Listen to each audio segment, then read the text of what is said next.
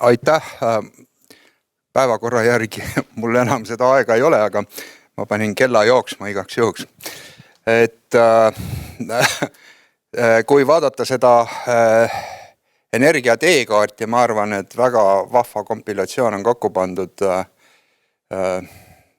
mis ületab kaugelt Eesti piire. Ja ma olin ka seda lugedes väga optimistlik,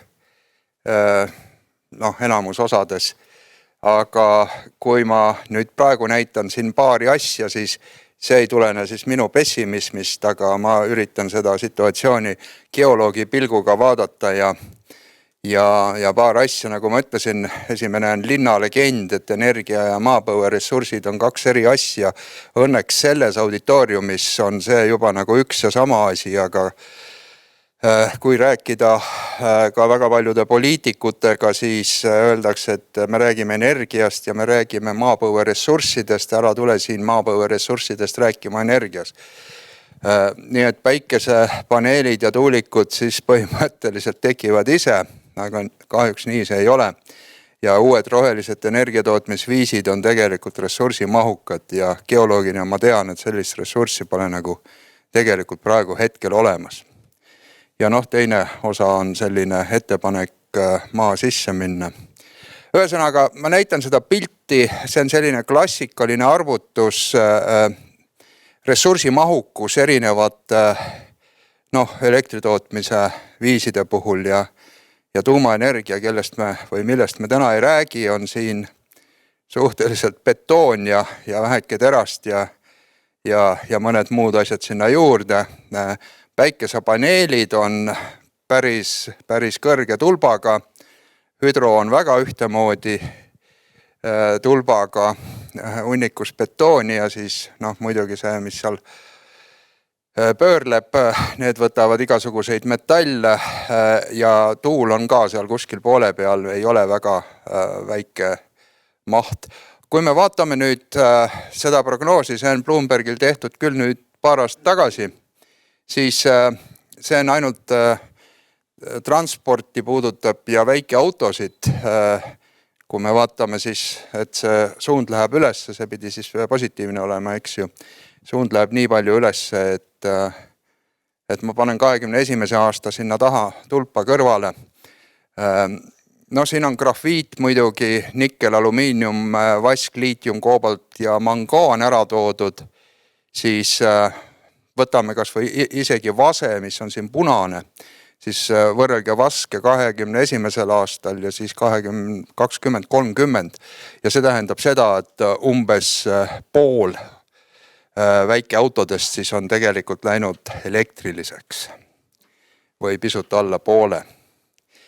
Eestis on ressurss olemas, sellest on ju pikka aega räägitud ja nüüd 5 aastat on ka valitsused seda takka kiitnud, et me võime uuesti uurima hakata ja meil on ressurss olemas. Kui nüüd Eesti ressurssi vaadata, siis võib-olla kõige sellisema,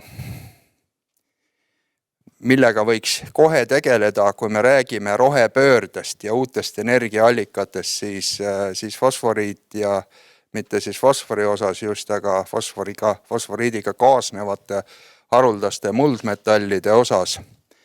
Ja teiste metallide kontsentratsioonid on siiski suhteliselt väikesed, võib-olla aluskorras on rohkem, aga me ei tea. See oli see ilus tabel, mida Euroopa Liit siis taga ajab, 2020 nimekiri siis olulistest metallidest, kus on siis tarneriskid versus majanduslik tähtsus. See tehakse nüüd kohe ringi, sest tarneriskide maailm on muutunud viimase 6 kuu jooksul. Ja ilmselt, kui Hiina valib ka endale poole ära lõplikult, siis ta muutub täiesti totaalselt teisipidi.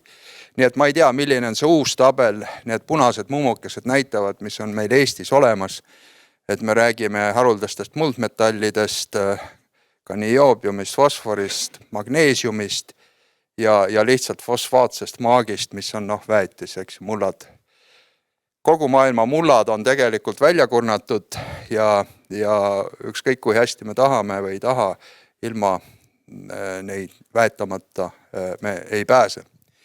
See on nüüd mu iseenda looming, kus ma püüdsin umbes sama asja näidata majandusliku või tööstusliku tähtsuse ja siis poliitilise riski või nimetame seda siis ühiskondliku loa alusel, siis põlevkivi on seal tipus, eks ju, ta mingil hetkel, ma ei võtaks teda ka praeguselt tipust alla, temal on ikkagi majanduslik tähtsus siiani olemas tänu sellele, et me peame ennast kaitsma.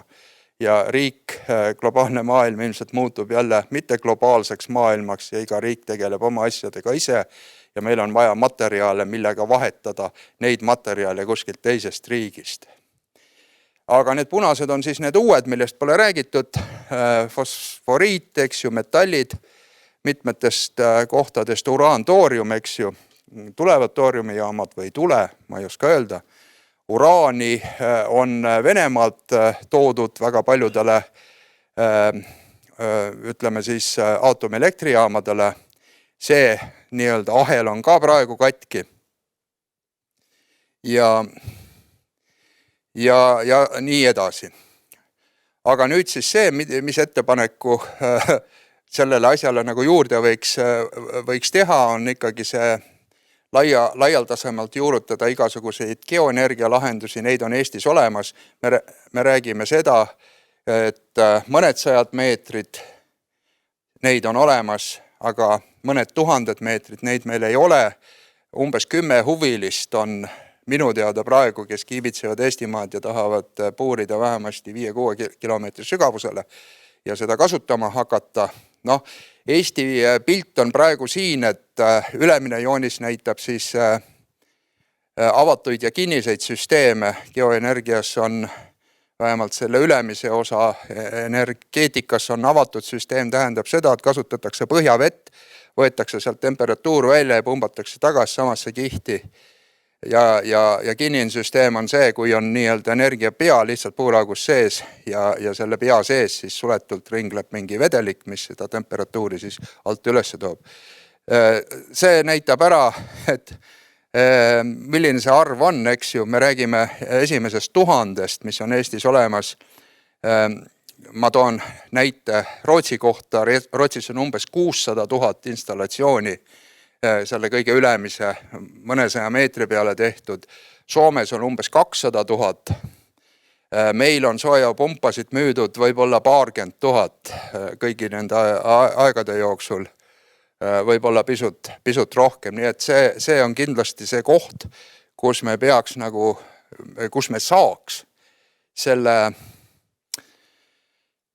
oma energeetikaga edasi minna. See maasoojus ei ole muidugi see, et siis me ei pea kuskilt elektrit võtma, elektrit on ikkagi vaja, aga seda tehnoloogiat saaks arendada, et hoida elektrit kokku igasuguste tsirkulatsioonipumpade pealt ja nõnda edasi ja need tehnoloogiad on ka praegu olemas.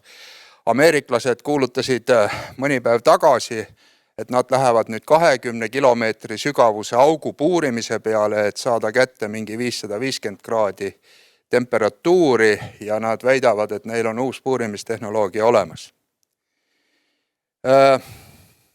Ma ei saanud jätta päris lõppu panemata seda Jörgen Randersit, see on kliimapoliitik, see oli ka üks nendest autoritest, kes kunagi 1972 selle raamatu kirjutas, mis on väga populaarseks nüüd muutumas või juba on muutumas, 50 aastat läks aega selleks.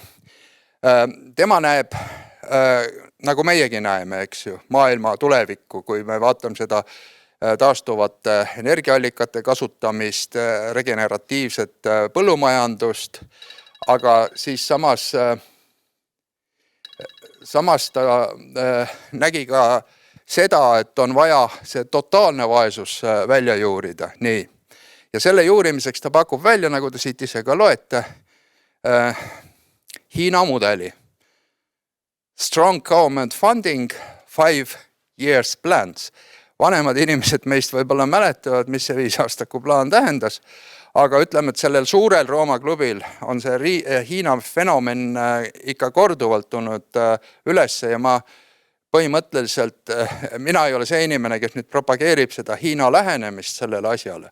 Aga kui vaadata jälle metallide turgu maailmas, siis Hiina alustas 1980 oma vaikset poliitikat, millega ta umbes aastal 2010 oli saavutanud haruldaste muldmetallide 95% turu enda kätte. Praegu ilma Hiinata ei sünni mitte kuskil mingisugust kõrgtehnoloogilist rakendust. Aitäh kaasa mõtlemast.